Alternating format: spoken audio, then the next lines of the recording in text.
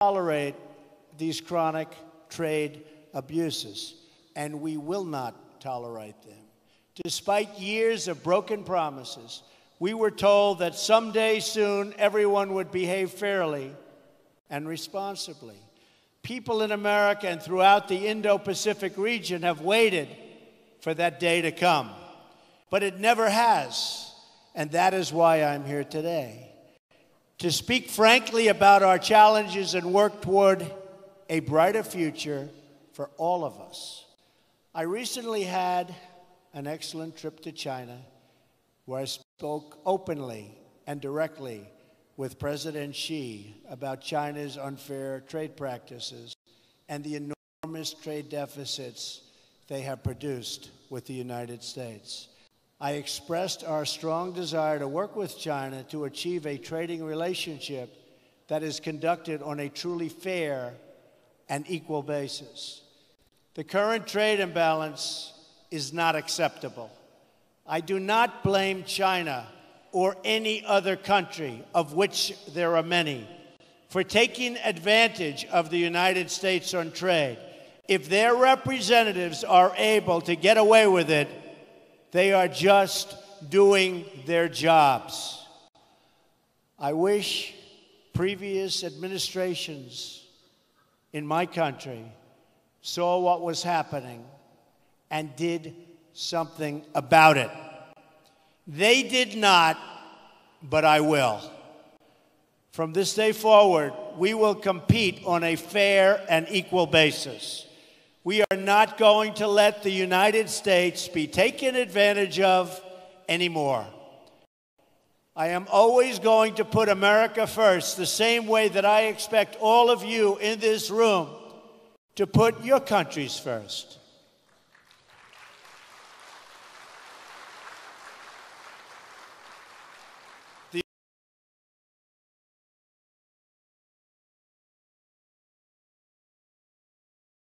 To put your countries first.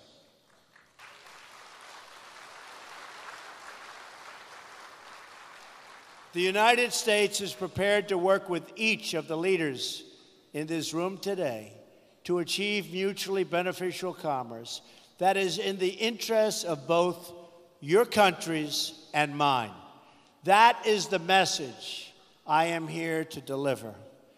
I will make bilateral trade agreements with any Indo-Pacific nation that wants to be our partner and that will abide by the principles of fair and reciprocal trade. What we will no longer do is enter into large agreements that tie our hands, surrender our sovereignty, and make meaningful enforcement practically impossible. Instead, we will deal on a basis of mutual respect and mutual benefit. We will respect your independence and your sovereignty. We want you to be strong, prosperous, and self-reliant, rooted in your history, and branching out toward the future. That is how we will thrive and grow together in partnerships of real and lasting value. But for this, and I call it the Indo-Pacific dream, if it's going to be realized, we must ensure that all play by the rules, which they do not right now. Those who do will be our closest economic partners. Those who do not can be certain that the United States will no longer turn a blind eye to violations, cheating, or economic aggression. Those days are over. We will no longer tolerate the audacious theft of intellectual property. We will confront the destructive practices of forcing businesses to surrender their technology to the state and forcing them into joint ventures in exchange for market access. We will address the massive subsidizing of industries through colossal state-owned enterprises that put private competitors out of business, happening all the time. We will not remain silent as American companies are targeted by state-affiliated actors for economic gain whether through cyber attacks, corporate espionage, or other anti-competitive practices. We will encourage all nations to speak out loudly when the principles of fairness and reciprocity are violated. We know it is in America's interest to have partners throughout this region that are thriving, prosperous, and dependent on no one. We will not make decisions for the purpose of power or patronage. We will never ask our partners to surrender their sovereignty, privacy, and intellectual property, or to limit contracts to state-owned suppliers. We will find opportunities for our private sector to work with yours and to create jobs and wealth for us all. We seek strong partners, not weak partners. We seek strong neighbors, not weak neighbors. Above all, we seek friendship, and we don't dream of domination.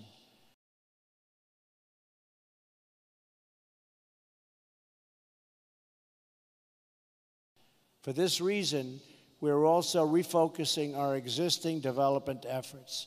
We are calling on the World Bank and the Asian Development Bank to direct their efforts toward high-quality infrastructure investment that promotes economic growth.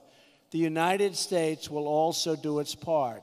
We are also committed to reforming our development finance institutions so that they better incentivize private sector investment in your economies and provide strong alternatives to state-directed initiatives that come with many strings attached. The United States has been reminded time and time again in recent years that economic security is not merely related to national security. Economic security is national security. Economic security is national security. It is vital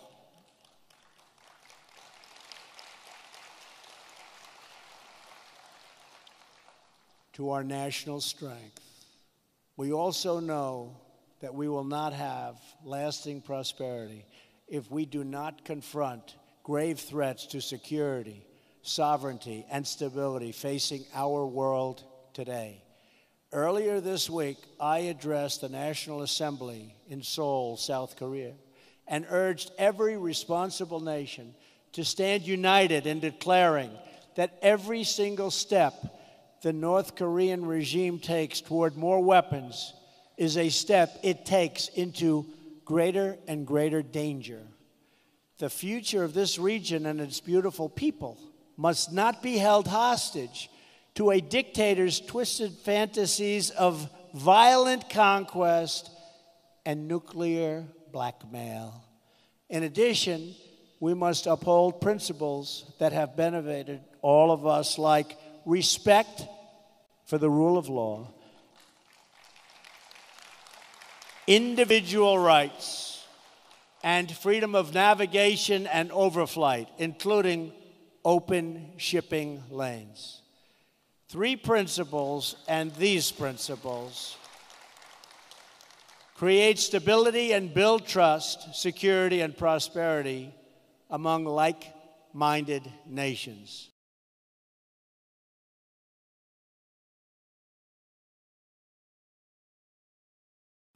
The future of this region and its beautiful people must not be held hostage to a dictator's twisted fantasies of violent conquest and nuclear blackmail. In addition, we must uphold principles that have benefited all of us, like respect for the rule of law, individual rights, and freedom of navigation and overflight, including open shipping lanes. Three principles, and these principles create stability and build trust, security, and prosperity among like-minded nations. We must also deal decisively with other threats to our security and the future of our children, such as criminal cartels, human smuggling, drugs, corruption, cybercrime, and territorial expansion. As I have said many times before, all civilized people must come together to drive out terrorists and extremists from our societies, stripping them of funding, territory, and ideological support. We must stop radical Islamic terrorism. So let us work together for a peaceful, prosperous, and free Indo-Pacific. I am confident that together, every problem we have spoken about today can be solved and every challenge we face can be overcome. If we succeed in this effort, if we seize the opportunities before us and ground our partnerships firmly in the interests of our own people, then together we will achieve everything we dream for our nations and for our children. We will be blessed with a world of strong, sovereign, and independent nations thriving in peace and commerce with others. They will be places where we can build our homes and where families, businesses, and people can flourish and grow. If we do this, we will look at the globe half a century from now, and we will marvel at the beautiful constellation of nations, each different, each unique, and each shining brightly and proudly throughout this region of the world. And just as when we look at the stars in the night sky, the distance of time will make most of the challenges we have and that we spoke of today seem very, very small. What will not seem small, what is not small, will be the big choices that all of our nations will have to make to keep their stars glowing very, very brightly.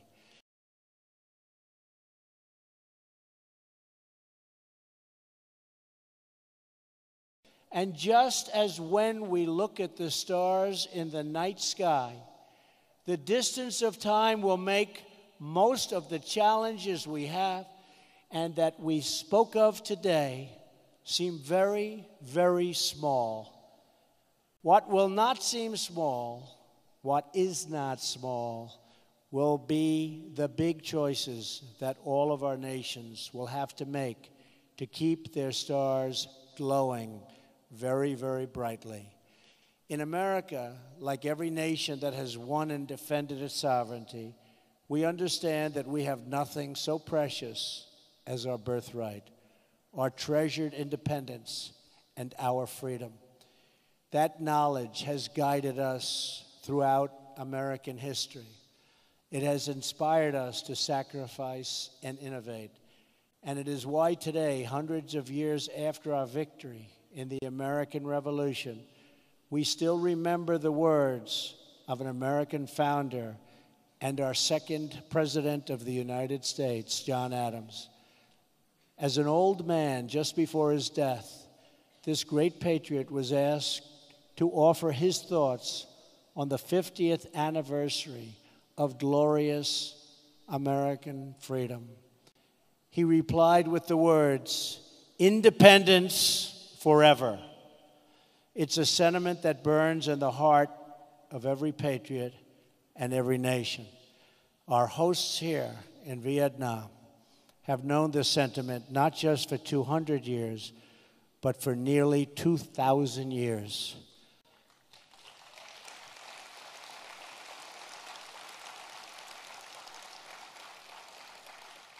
It was around 40 AD when two Vietnamese sisters, the Trung sisters, first awakened the spirit of the people of this land. It was then that, for the first time, the people of Vietnam stood for your independence and your pride. Today, the patriots and heroes of our histories hold the answers to the great questions of our future and our time. They remind us of who we are and what we are called to do. Together, we have it in our power to lift our people and our world to new heights, heights that have never been attained. So let us choose a future of patriotism, prosperity, and pride. Let us choose wealth and freedom over poverty and servitude. Let us choose a free and open Indo-Pacific. Finally, let us never forget, the world has many places, many dreams, and many roads. But in all of the world, there is no place like home. And so, for family, for country, for freedom, for history, and for the glory of God, protect your home, defend your home, and love your home today and for all time. Thank you. God bless you. God bless the Pacific region. And God bless the United States of America. Thank you very much. Thank you.